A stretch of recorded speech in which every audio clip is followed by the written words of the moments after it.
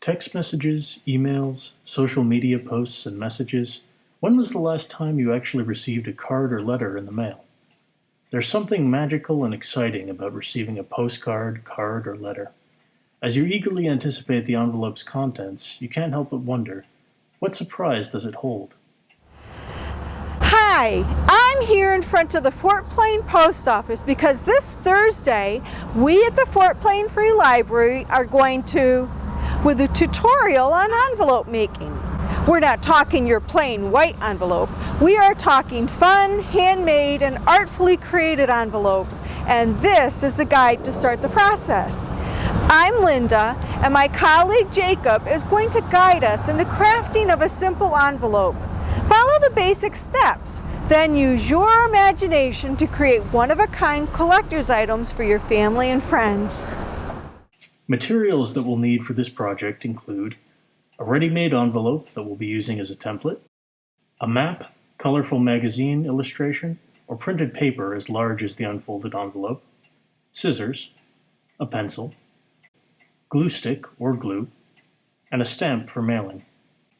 You can use what you have available at home, or you can contact the library for a free activity kit with printed instructions and supplies. Decide who you would like to send a card or letter to. If you can't decide which friend or family member you'd like to correspond with, send a letter to yourself. Choose a manufactured envelope that is the size you want to use for your template. Carefully disassemble it.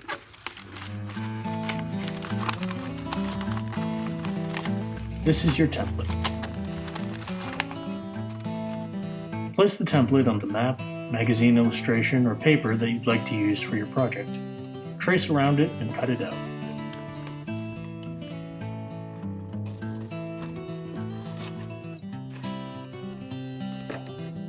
Lay the template on the wrong side of your paper. Use it as a guide to create fold lines in your paper.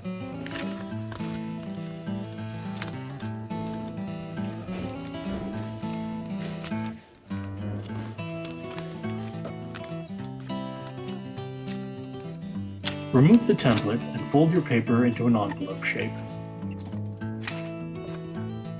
Use the glue stick or a thin coat of glue to secure the sides of your envelope. Write a poem or letter, create a picture, or cut out illustrations and insert them into your handcrafted envelope. Create an address label by gluing an address-sized piece of paper to the front of your envelope. Stick on a stamp and mail. This is just the beginning of what can be a fun and creative process. In addition to printed papers, you can add stickers or designs to your project with ink, paint, or markers. If the bits and pieces are properly secured, you can even create mini collages. Just bear in mind that the envelopes will likely go through postal machines that snag or damage envelopes with loose pieces. Have fun with this creative project that was inspired by Chapter 34 of Nick Bantock's 2014 book, The Trickster's Hat, A Mischievous Apprenticeship in Creativity. The making of postcards and the magic of letter writing are featured in other books at the library.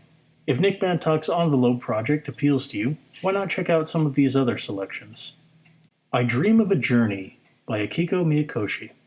This is a new picture book about a hotel keeper who longs to venture to the faraway places visited by his guests. He's inspired by the postcards they send him once they return home. Migrations, Open Hearts and Open Borders, edited by the International Center for the Picture Book and Society, features original images and personal messages on postcards by picture book illustrators from 30 countries. My Dear Noel, The Story of a Letter from Beatrix Potter by Jane Johnson. This children's book is based on a true story. Noel Moore was a real little boy for whom the author-illustrator wrote her first story, a picture book letter to him when he was very ill. P.S. I Miss You by Jen Petro Roy. This chapter book consists of a collection of letters from a young girl to her older sister. Beautifully written, it is for tweens and teens and deals with self-discovery, grief, loss, and more. In addition to the envelope making project, take and make kits from other weeks are also available. Families can call the library at 518-993-4646, email us at fortplainfreelibrary@gmail.com, or message us on Facebook to reserve a kit.